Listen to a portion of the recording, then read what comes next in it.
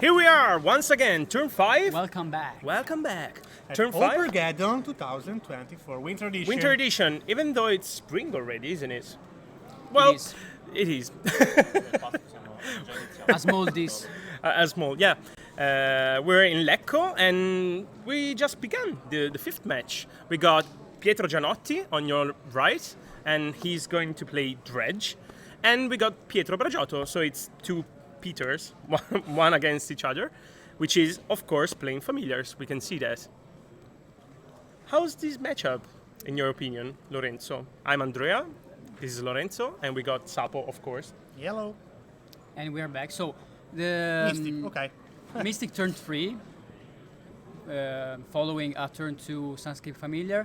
So we were saying the matchup, in this particular matchup, so Dredge against blue-white Familiars, I tend to think that Familiar is a little bit favored in this matchup because Dredge doesn't have so much interaction for what his Familiar is trying to do, and I think it's a little bit faster to do its thing. And I mean, the interaction, let's call it like that, that Dredge has for this this matchup, so like Gnaw to the Bone and something like that, is nothing that can impact the game. So Familiar is careless about this thing. So he can assemble his board state, he can assemble his combo, he can bypass everything Dredge is trying to do. The only thing he has to pay attention is countering maybe a lethal Dread Return and a lethal Lawful Giant. Giant. Yes. Yeah. Let's try to deconstruct the game plans for the decks and see why Familiars is favored and why you. It's decide the first stuff time in like the that. streaming that we are seeing Dredge, right? Yeah, And the it first is. time we're seeing Familiar? Yeah, or? of course. No. Yeah, both And of the them. first time we've seen a Pietro. Yes. Yeah, exactly. Pietro is going aggressive here with snaps. He wants to get the game done, maybe, Yes. in short terms. And we see a beautiful Articuno, and that's the used the as a bird bird token. 1/1. Yeah.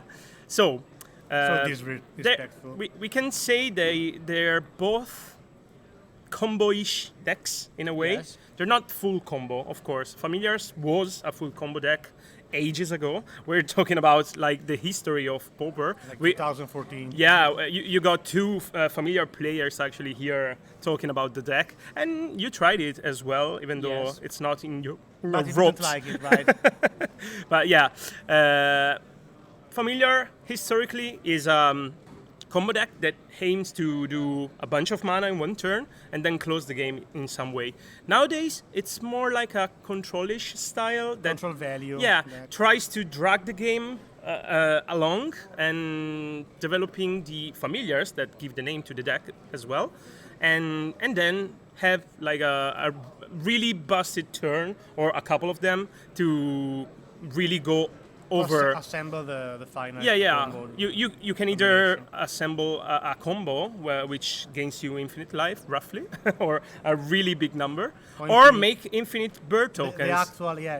actual. That's a Win con is closing a- win con, yeah. On the other hand, we have Dredge, a fairly new deck. We've been talking about it a little bit in the earlier turns.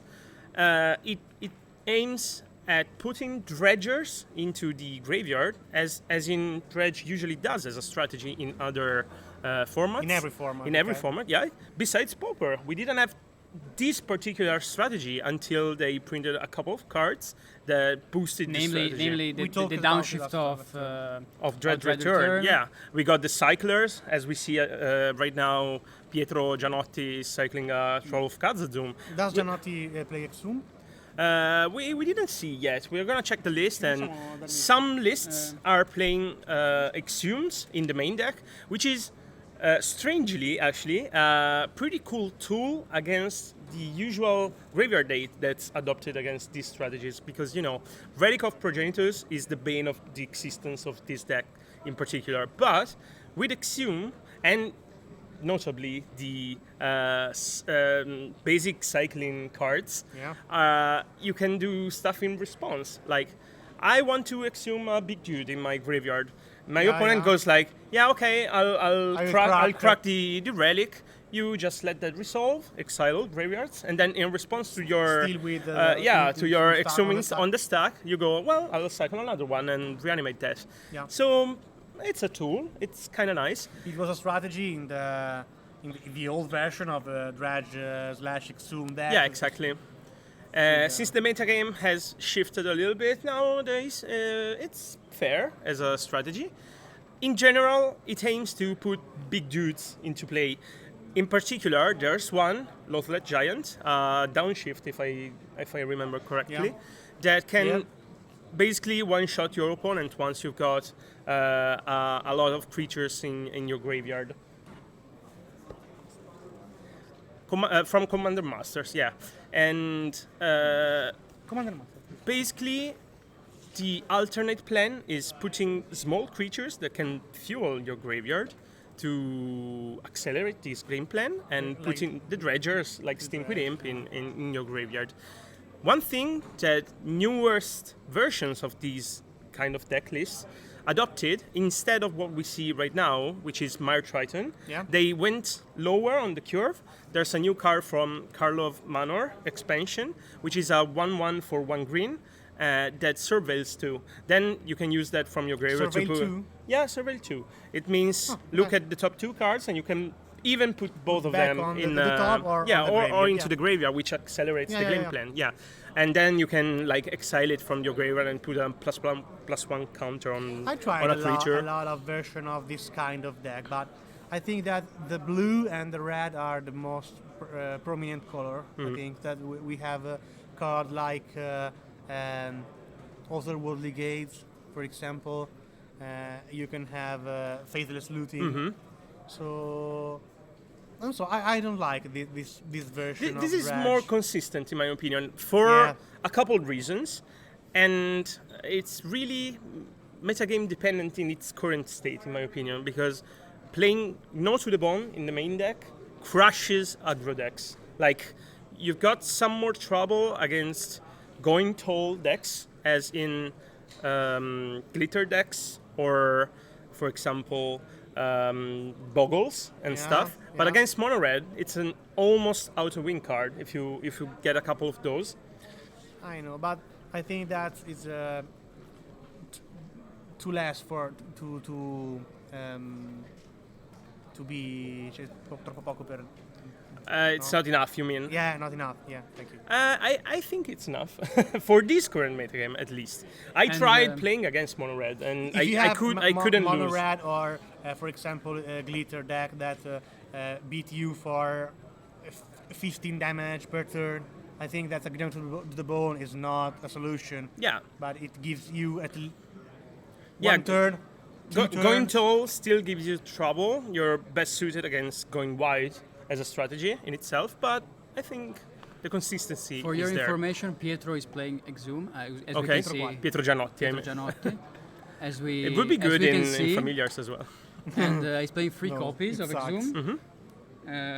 None in the sideboard, so just the All 3 main main deck. decks.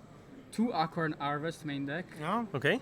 4 Dread Returns, 4 Giants, 4 Lothlet Giants, and then is like quite stock, I think. I mean, apart from the Mire Triton slash one green one drop green, there's the only thing that you can change, I think. 3 No to the Bones, and yeah, pretty much standard list. He has a 4th Now to the Bone in the sideboard. He's playing Ray of Revelation, something that could be interesting.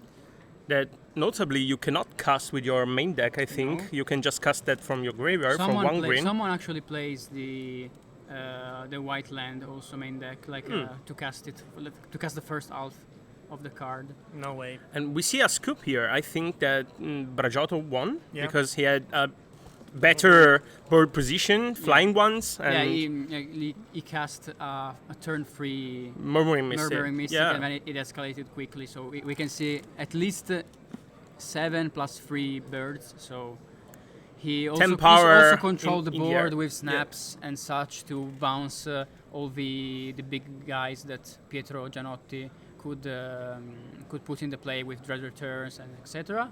So But let's talk about the white bordered card. of Pietro Bragiotto. What do Pietro you think? Bragiotto has He's a madman. this unique kink to No king shaming. use the rubber To delete, to erase the To erase borders, borders. of his card It's to a make criminal. it white bordered. Look. I like this style of aesthetic. You I, really like it? yeah, He started doing that. I used to do it to some of my decks.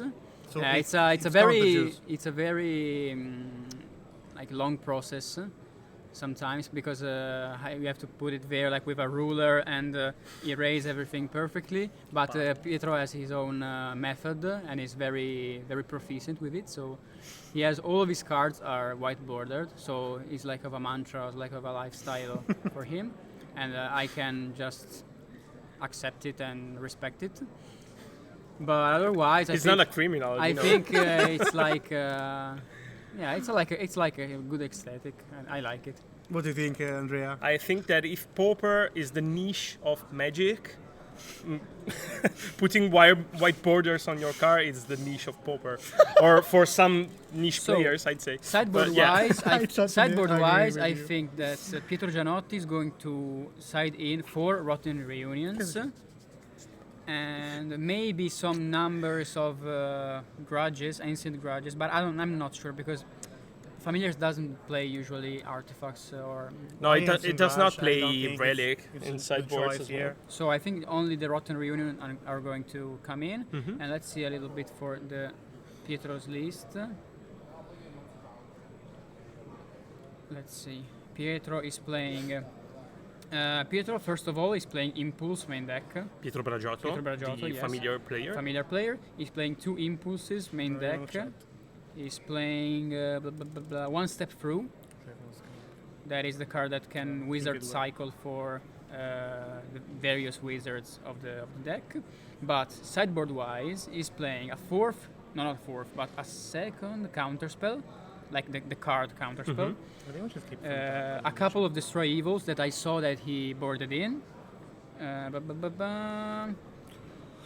I don't know how other things that he could put in. Maybe Ethertau, but I'm not sure. Ethertau, as we spoke with Pietro lately about Ethertau and some other Colgate's players that adopted this solution for terror decks because it's really good because it's not counterable, the Conspire one, and the copy, I mean, and it's pretty good against really aggressive decks. As we were talking about this dredge deck, it's not really aggressive. I mean, it puts big dudes in play, but it's kind of slow in its own terms. So yeah, I don't think it's gonna go into the deck. It's probably gonna be the counters for creatures and maybe the Destroy Evils. Yeah, Destroy Evil, I'm sure because I saw him boarding Putting them, it, yes. yeah. Destroy Evil, hit all the real All menace the of big deck, guys, yeah. Still, Yeah. you can reanimate them, but Here we saw turn to some Scape Familiar Yep. that is nothing Dredge can contest. Like there's no. that's what There's we nothing were he can do talking for- about. Yeah, I mean the familiar deck can interact. Actually, as we said, it's more control-ish nowadays as it was before. So interacting with the other deck is crucial in this strategy. On the other hand, Dredge can just go along with its own gameplay, but cannot really interact with starts like this, like familiar on second turn, which Cannot is interact really like good. with a Mystic turn 3. Yeah, exactly. Familiar turn 3 is the best thing you can do every On turn. turn 2, it's even Yeah. better. Yeah. But I think that there are a lot of matchup where you don't want to cast familiar on turn 2, but on turn 3 with at least one interaction. There's an interesting point of view. I'm more on your side. Like I'm usually playing prohibits to defend my familiar on Snap turn or 3, snaps or stuff any like that. kind of, yeah. I've actually listened to Kalikai's podcast. I suggest you do the same for the audience we have today, Pondering Pauper. It's actually pretty interesting. He was talking with GN42, a really fortunate and skilled player on MTG Online. which can play basically these kind of decks and usually plays familiar. He said, I prefer trading resources early because the lesser cards you got in hand, the better card draw spells become. So imagine this. Yeah, it's kind of convolute, but I'll try to explain in easier words. If I play a familiar on 2 without protection and you kill that, you just spent your 2 mana as I did. So we're just both down 1 card and we can go on with I our really game. don't like philosophy, this kind of philosophy. If I have 7 cards in hand and cast Deep Analysis, it's good because it's 2 cards for 1, but... Okay, I don't play deep analysis. Okay, What yeah, the me fuck? neither, but if you play Deep Analysis when you got 2 cards in I hand really and hate your this opponent this got 2. kind of vision. But you can understand this. No. Like, not even tolerate that. I can. You can but- tolerate that. Yeah, I can tolerate it, of course. So yeah, in this kind of matchup, putting a familiar on turn 2, exactly, it's pretty good and unstoppable from the dredge player. After this long and Exhausting exhausting pose. discussion on when to play On Sunscape nothing. Familiar, We have the response. Nobody cares. nobody cares. Play it whenever you want, because I will also always have a cast down for it. But you won't have a defile for that if it's not turn 3. Yes. So we see that Pietro Gianotti is populating its board, probably to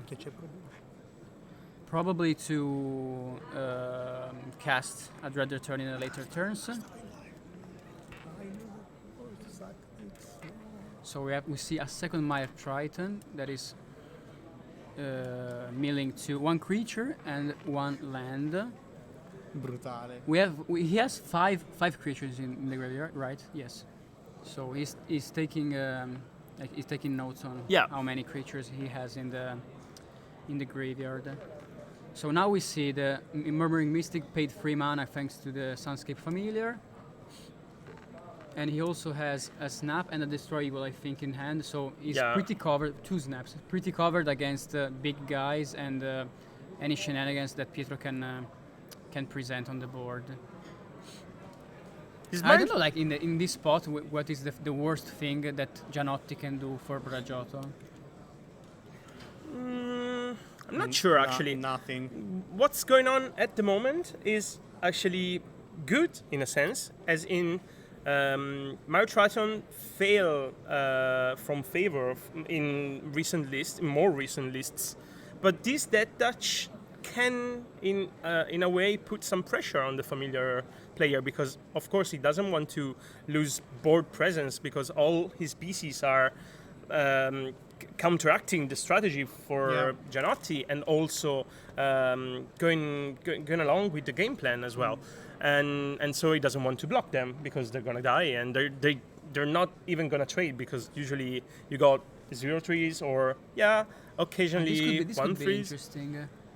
This turn, Pietro Bragiotto has snapped his own Godfaro's Faithful to...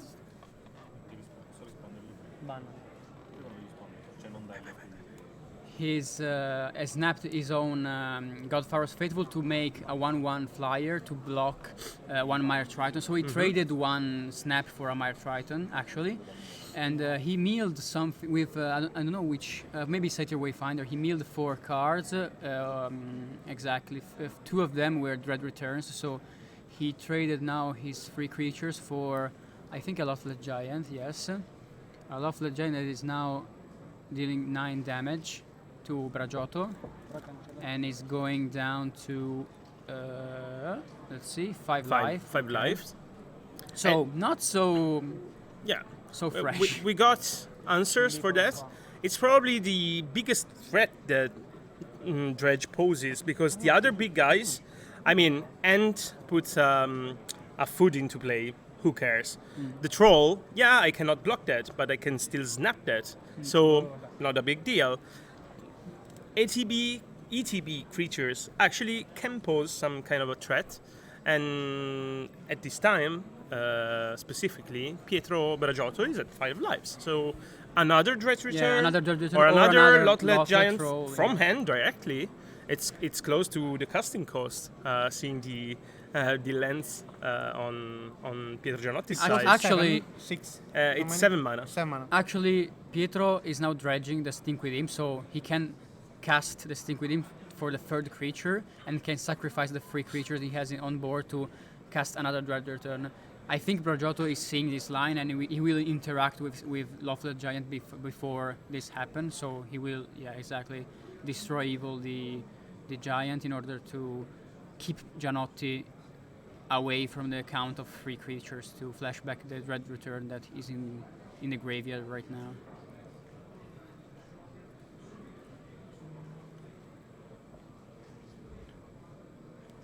I see Probosh in the chat that agrees with us that Familiar is a terrible matchup for Dredge. I do agree. I mean, interaction beats no interaction usually. Most of the time. Most of the time, yeah. It depends. If the deck is very fast, you don't actually need to interact. Yeah, if you with your don't opponent, need but interaction specifically because you're just playing along and focusing on your game plan. Okay, think about it. Dredge with interaction. Yeah. You switch the green with blue. I think black is like the most valuable color in this sense. You could green with blue. With green, I'd say still because You remove the green. You put the blue. You put the blue with foil. You discard big creatures that you can exhume later. That's cute, but but too clunky. that's just cute. I think. But I think Pietro can do his thing now. Because he can flashback Acorn Harvest that he just milled now. We see a Snap in Brajotto hand. Yeah, but Snap is not enough. But he does not have a counter spell, notably. I No. think. If Pietro pulls the trigger on this Acorn Harvest in the graveyard, Grazie, Springo. he can flashback the Dread Return, I think. No, Just- letteralmente Big Tambu, davvero.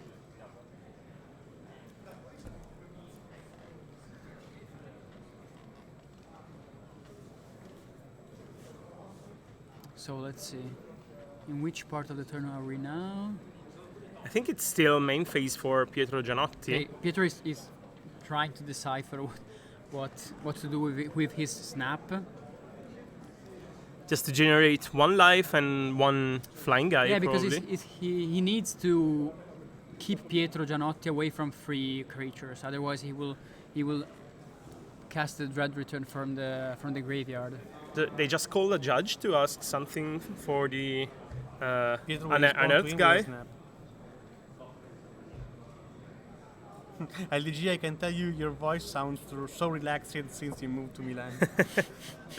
That's right. That's right. That's right. He is one of my co-workers, and he says that since I'm not in Milan, I'm more relaxed, and I'm. You Yeah. moved to Milan? No, I move away from Milan. Wait, yeah. Yes. That's something that everybody wants to know, right? But yeah, probably. I want to know. Okay. You're so rude.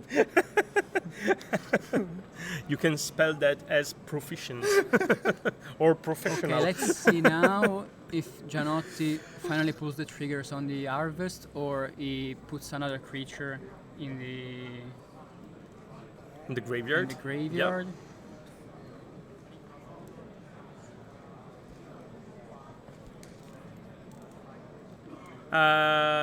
We're checking for that Probosh. I think not at this time particularly. He used 1 already. I think there's gotta be a couple more in its deck. But yeah, Pietro Brajotto needs to draw something now because he had these 2 snaps to interact with his Okay, opponent. he but- casted the Acorn Harvest. Okay. Losing 3 lives is not a big deal No, not on at this all. board, not at all. But those snaps are not like mana advantage in this case because he just used them to interact with the board, but not really doing some other stuff. You think about gold border at Articuno? Okay, so he. He resigned, it seems. Yes, because Yeah. no, because he casted Dread Return on Lot Left Giant. Okay, and okay. He had no response he to had that. no response to Yeah, that. I think when he called the judge, he wanted to respond to the unearthed creature trigger. Yeah. Uh, our control room guy is saying like, I was telling you that. Yeah, and he's great for this.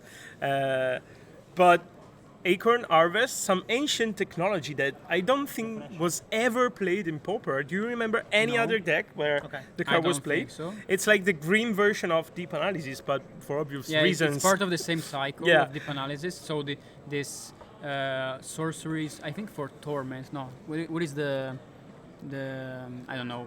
Maybe torment, Chat, maybe not. go and fetch, please. Help us chat. But Yeah. this cycle of 4 mana sorcery that do something, and then you can flash back for 2 mana and 3 life. Diego. Sì, sì, sì. So Diego, I love it's you. the part of the same cycle, Diego and Brando. it was never played in Pauper. I've I never think. seen that. I've never seen it, and now it has become one of the staples of dredge builds. We've got like diminishing returns from the card in the latest deck lists. I think they trimmed them down to 3 or 2 copies at Of most. Acorn Harvest. Yep. Yes. Now to make Pietro space. is playing only two. Only 2 copies, yeah. To make space for Hexum, which is a pretty handy tool in some matchups. I mean, as I was saying before, to counter-attack on the graveyard hate plan, but also just be fast. In some matchups, you need that. Yeah, in some matchup, making a turn 2 6/5 or 5/6, it's pretty huge. 5/7 as well, yeah. Pretty huge. So it's gonna be Familiar's turn now. We've seen both games with Familiar on turn 2, if I'm correct, and that's like the best possible start you could aim for with Familiars. And first time it worked out, this time it didn't. But being on the play, if Pietro Baggiato still can do that, I think he's heavily favored against the dredge deck.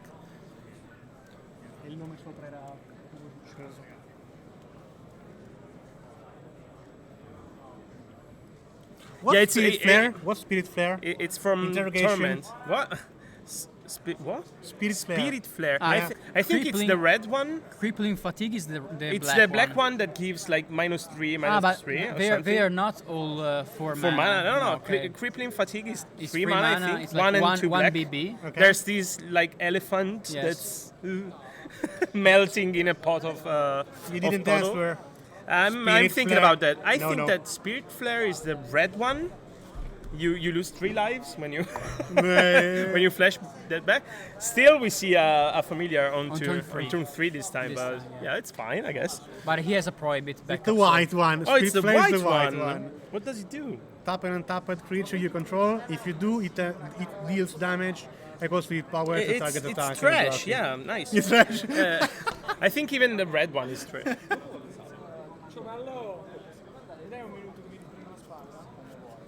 And this is the first time we see a Seagate Oracle, I think, on the left side. Probably yes. Yeah, I didn't I'm not see those. sure, but What do you think about being not a familiar player, but I think you played enough against some familiar players? I also played familiar a little bit. But A yes. little bit, yeah. I think there's these 2 sides for the deck, these 2 ways to build the deck nowadays, and the most prominent one is the Alessandro Moretti list that we all know as Adepto Terra on MTGO, pretty well-known player, that plays Seagate Oracles in tandem with the little tutoring package of Merchant Scroll Also plays as a the whole.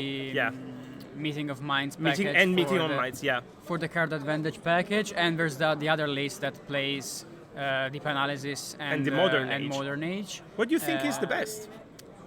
I'm if not there's a sure best. if there's one best version, but I prefer the one with Seagate Oracles and Merchant Scroll and Meeting of Minds, just because it gives you much more flexibility on which flex slot and the silver bullets you can put in your deck.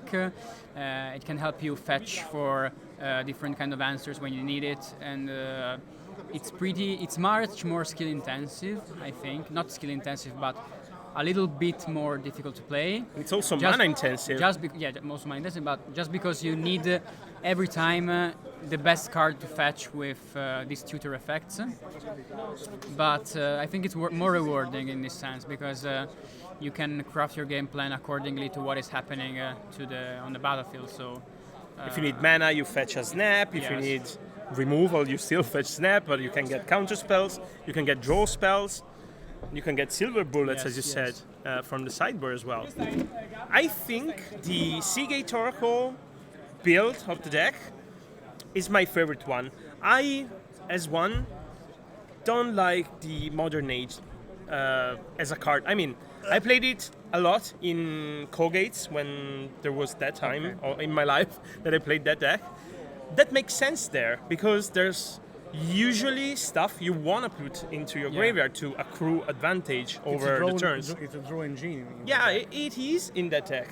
In this one, it's just like, but I'd say bad card selection because the body is relevant against somebody, some decks. It wants some a type of different deck. shell, first of all. Yeah. That you we need see a to Rotten play- Reunion now played.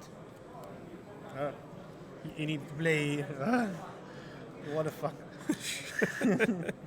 You need to play deep analysis and. Yeah. We were interact, just so- talking about But that. The you can- different engines. You can. A good thing is that you can play with more card like Prismatic Strand, for example. Yeah. It is not a bad card right now, I think. It's okay-ish. I But think you don't need that in the deck. In my humble opinion, I think Yeah. that it doesn't worth the.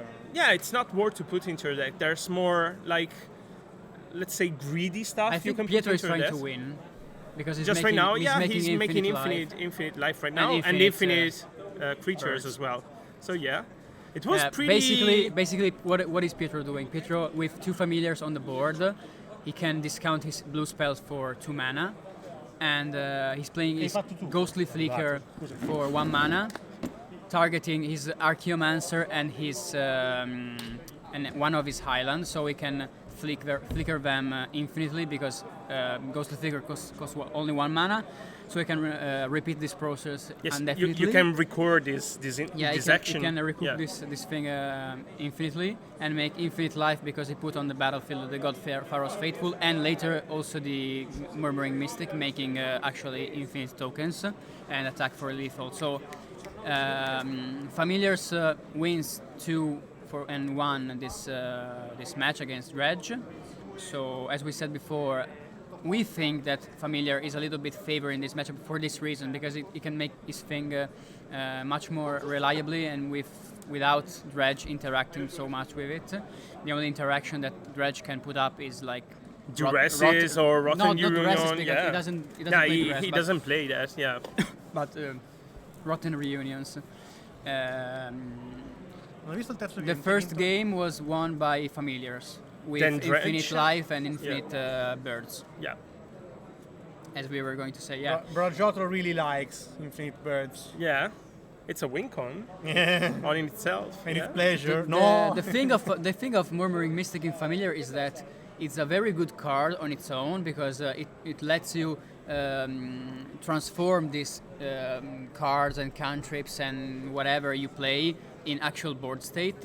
So you put it there, and while you do your stuff, you cycle through your deck, you do stuff, you receive some birds that you can champ block with, you can attack with, you can pressure your opponent, you can steal Monarch and It's so Initiative. versatile and pretty And hard also- to kill as well. And it's also pretty cool. Improves And it's also also a lot of matchups. yeah, Like, Yeah. and it's for also a example, very the reliable, Terror. very reliable win condition. So it's the very good card for Familiar, and conveniently it costs only 1 blue mana, so we can discount like it 1 pip, so Yes, you only can discount it down to 1 mana. down to 1 mana. I mean, obviously not so. It's not so needed easy. sometimes. Yeah. Not so needed, not so easy, but even like maybe discounted for 1 or 2, Murmuring Mystic for 2 or 3 mana, it's pretty busted. So it's already strong with at 4 mana. So having it discounted, it's very very good. And once it's on the board, protected, or you can put some spells on the stack, it becomes really unstoppable. So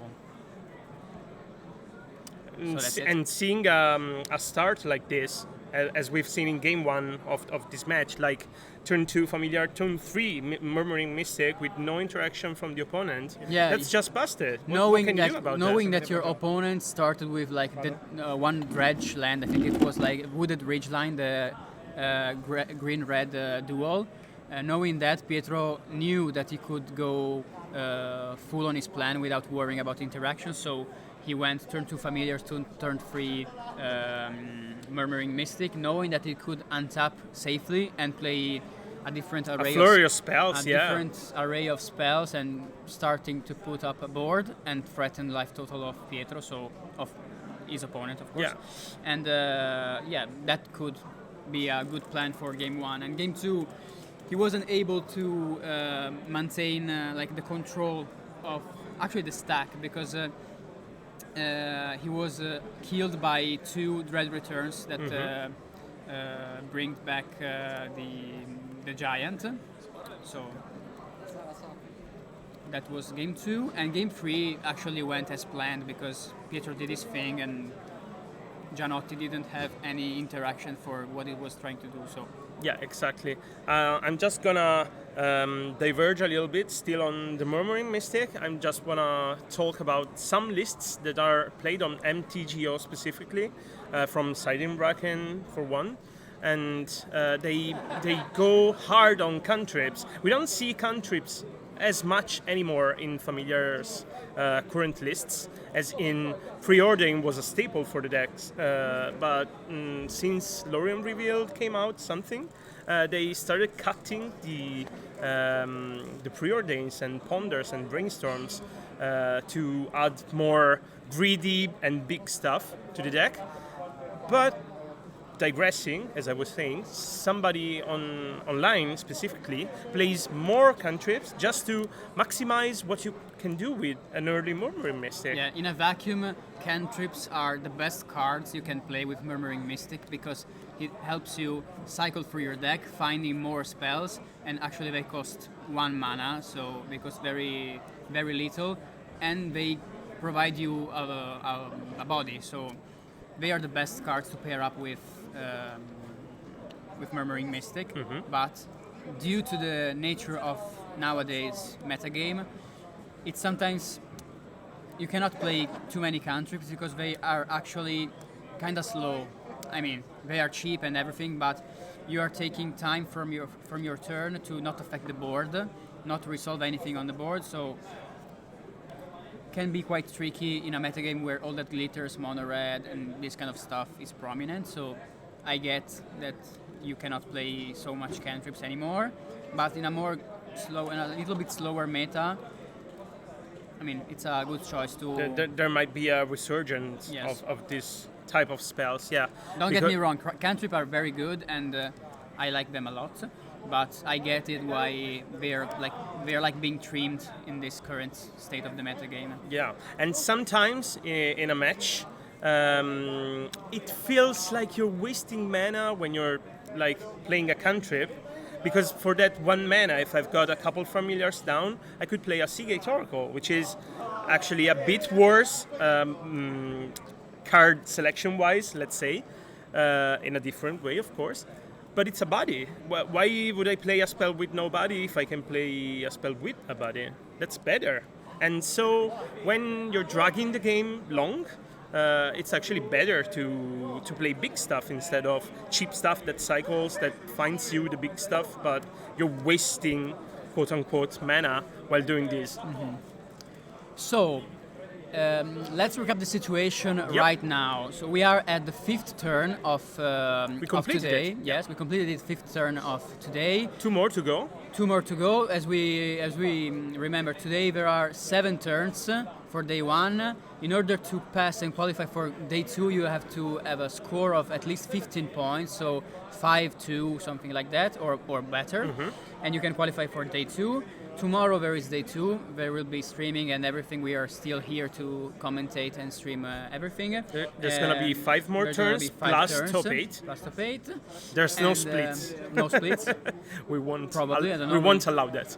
And Tomorrow there will also be a lot of side events here in the location. We have like a modern side event, another pauper side event, a commander zone, and such. There's gonna be team trios as well. I'm not sure when and where, but more than one person told me there's gonna be team trios. They So were drunk. Sure. I'm actually For sure. starting to believe this. Not sure. And Pietro, Pietro Bragiotto is now 5-0, so he's actually qualified for tomorrow. Yeah. But He can chillax a little bit now. He can. I mean, Probably. he has to play because he needs to improve his rating even more. Like when you are 7-0, you have a better chance to make top 8 the next day.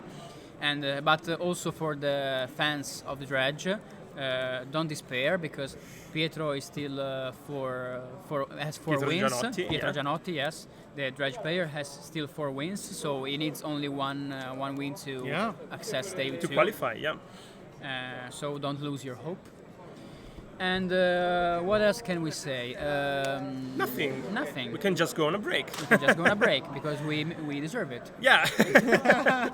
We're pretty tired, but we'll stay with you together along until the end of this freaking awesome tournament. It is. I'm actually a little bit jealous of the players that are like sitting there.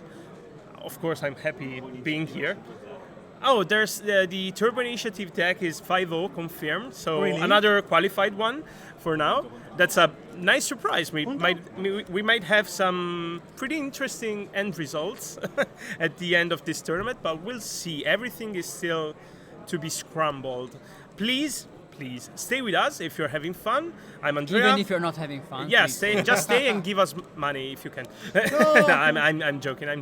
I'm Andrea from BojukaPod. I'm Lorenzo from BojukaPod. And we have Sapo, Not from BojukaPod. From the bar. Yeah, from the bar outside.